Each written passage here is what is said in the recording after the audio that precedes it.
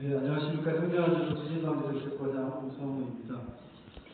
오늘 진짜로 이렇게 모시기 어려운 분들, 일본, 그리고 대만, 튀르키예 이렇게 다 모셔가지고, 미국까지 마찬가지로 저희가 강의를 듣게 됐는데, 그 전에 대다수의 계시는 분들 대상으로 저희가 지진방해 정책을 지금 국가에서 어떻게 하고 있고, 그리고 내진보강 사업에 대해서 이해가 조금 필요한 부분이 있어서 이 부분에 대해서 좀 설명을 드리도록 하겠습니다.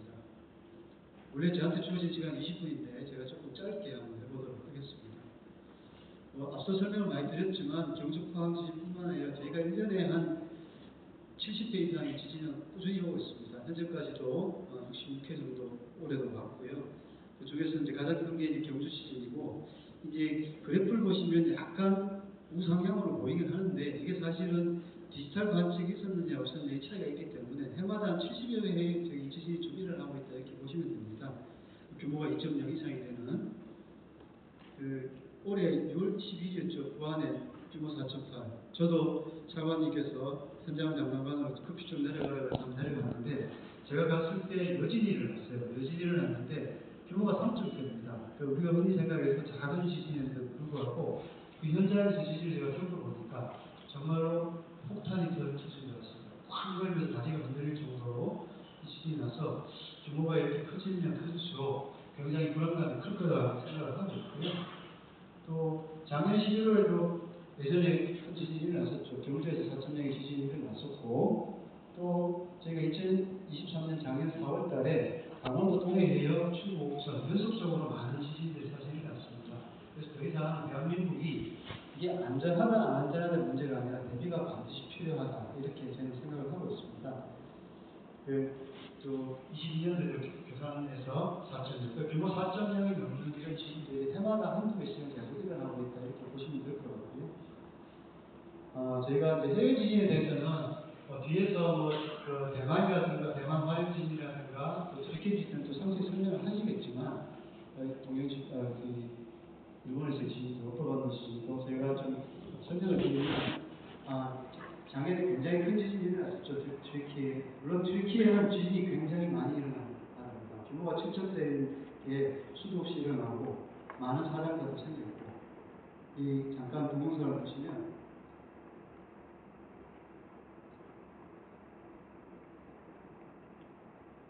실제로 지진이 일어났을 때 장면을 찍어놓은 거예요.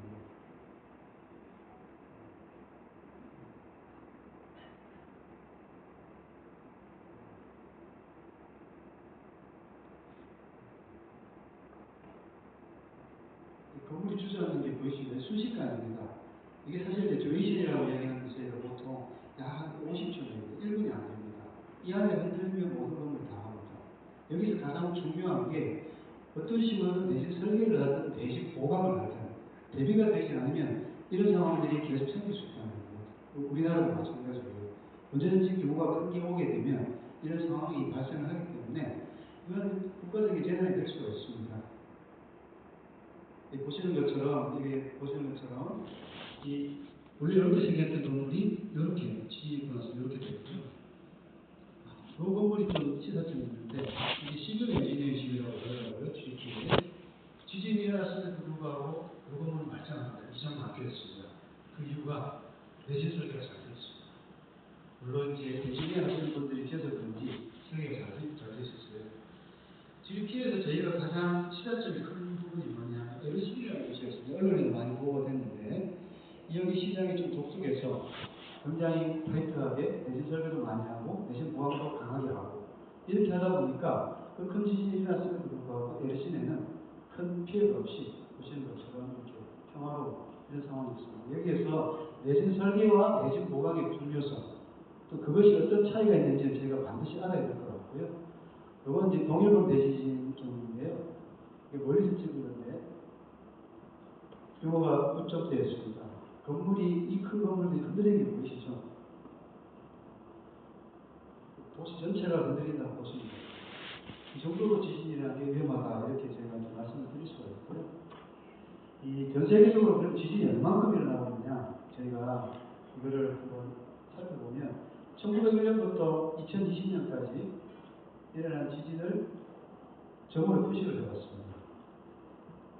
약 2만 이상이 이렇게 일어나는데 대한민국이 어디있는지는 저기 가운데쯤에 표시가 되고요.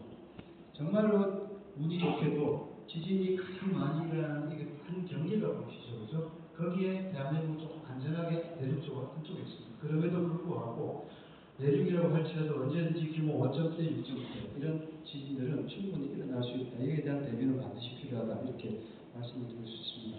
보통 저희가 규모라는 표현을 쓰고 진도라는 표현을 쓰는데 언론에서도 마찬가지로 많이 짬뽕했습니다.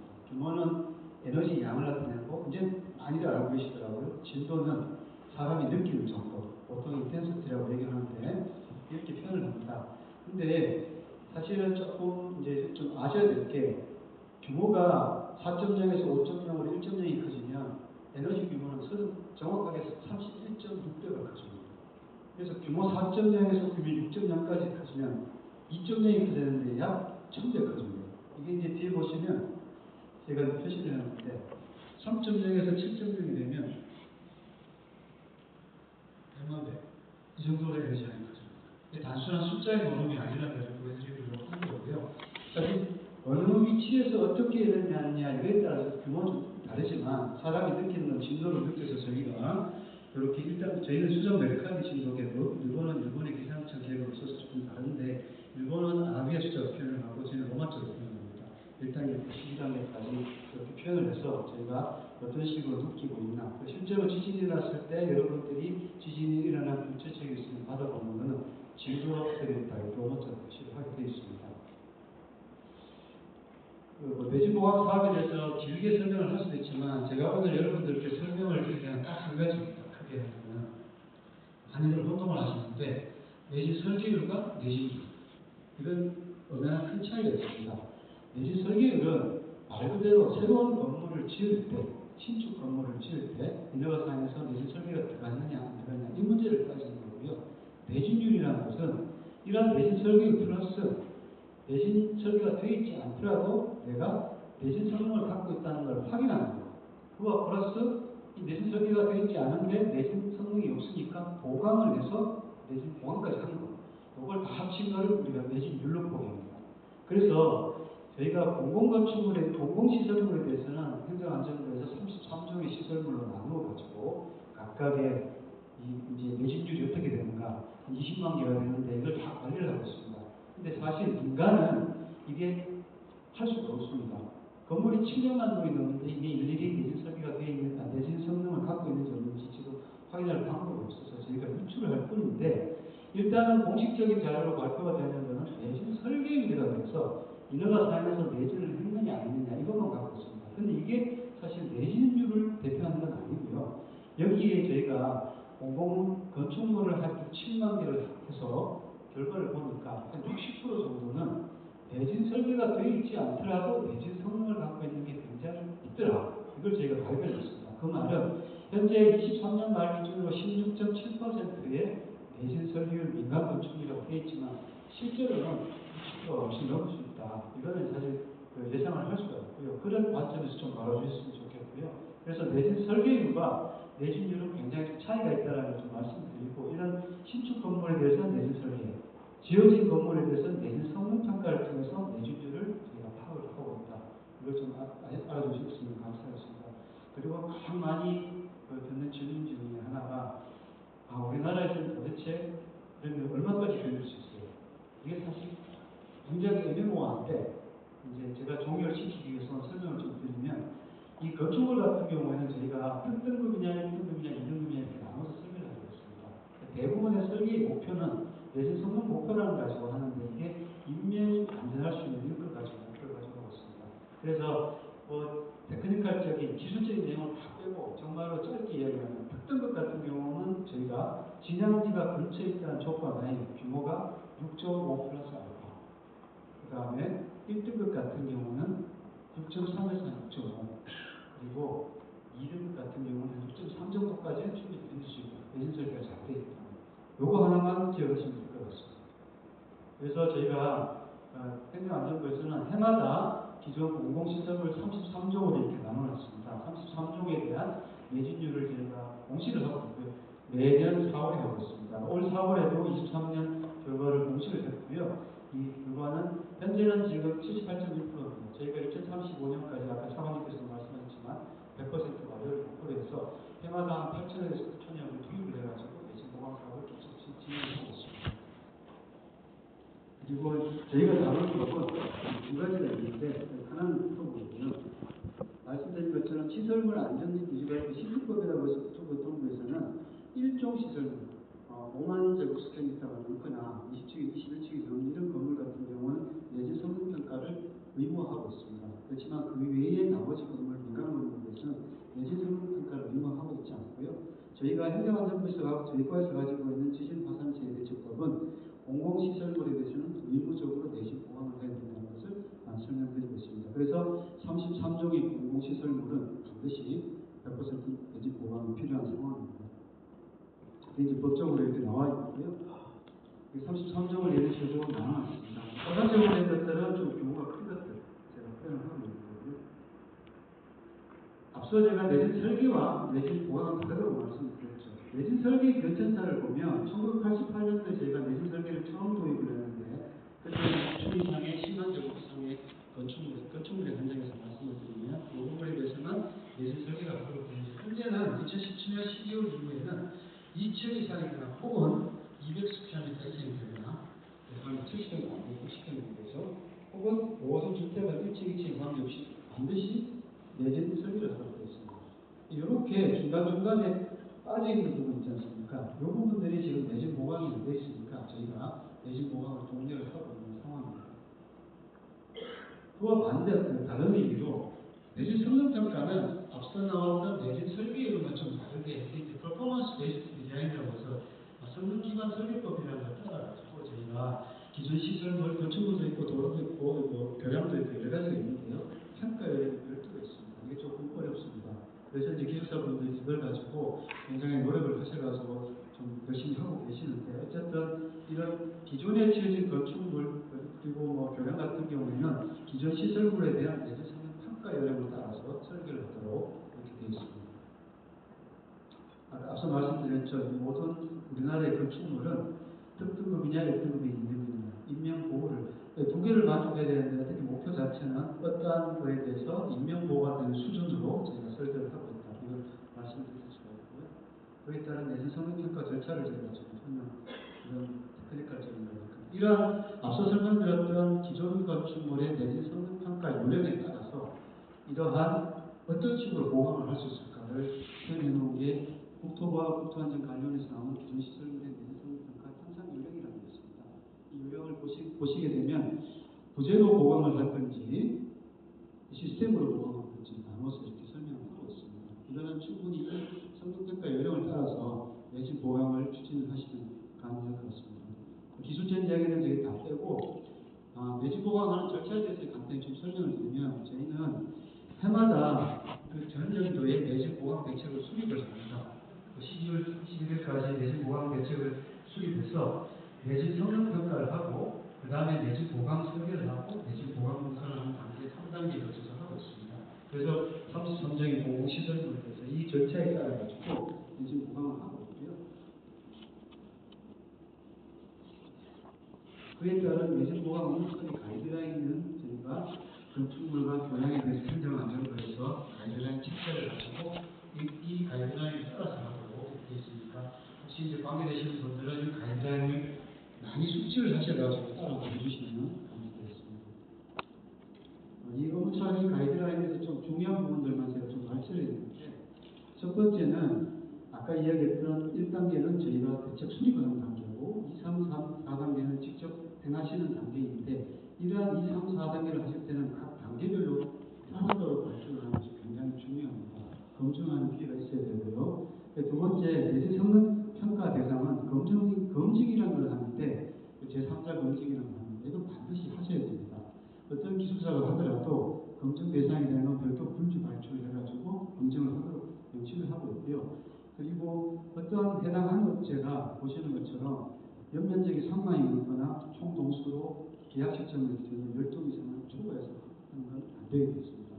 이게 이제 법적으로. 그 다음에 내진 보강공사 선정을 할 때 특히나 면제진 장치를 쓰거나 특허나 신기술이 있을 때는 불법 심의를 별도로 해야 된다. 이런 조항들이 있습니다. 이게 앞서 설명드렸던 가이드라인이 잘 설명이 되어서 여기 지자체에서 오신 분들이나 실제로 공공기관에서 오셔가지고 이거를 내지 성능평가하거나 보강 설계를 하고 공사를 하실 때는 반드시 이 과정을 따라서 해주시면 감사하겠습니다.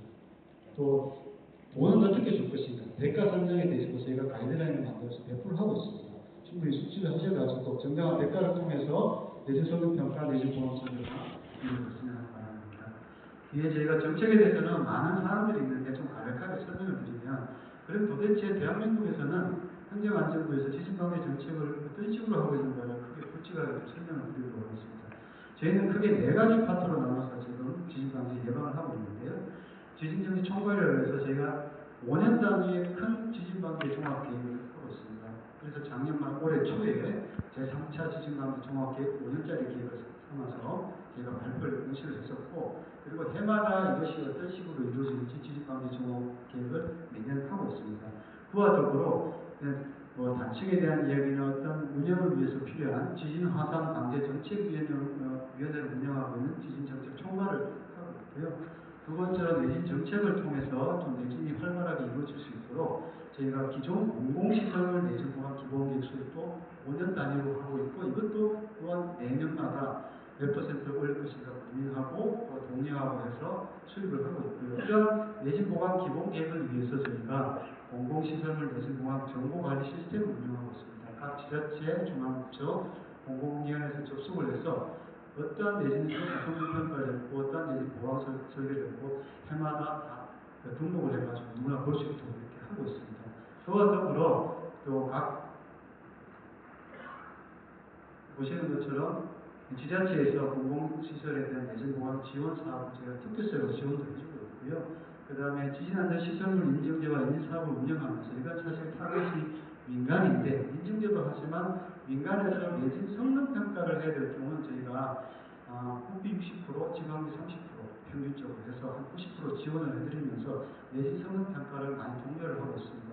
앞서 말씀드렸던 것처럼 민간 같은 경우는 내진 설계율이 16.7%고 내진율은 한 60에서 70% 정도 사이가 될 것이라고 예측을 하는데, 이 예측이 맞다는 것을 저희가 확인하기 위해서는 반드시 내진 성능평가가 필요합니다. 그래서 국가에서 저희가 좀 많이 확대를 해가지고 지금 내진 성능평가를 지원해 주려고 노력을 하고 있고요. 그 일환으로서 지진안전시설물 인증제를 같이 운영하고 있다, 이렇게 보시면 될 것 같습니다.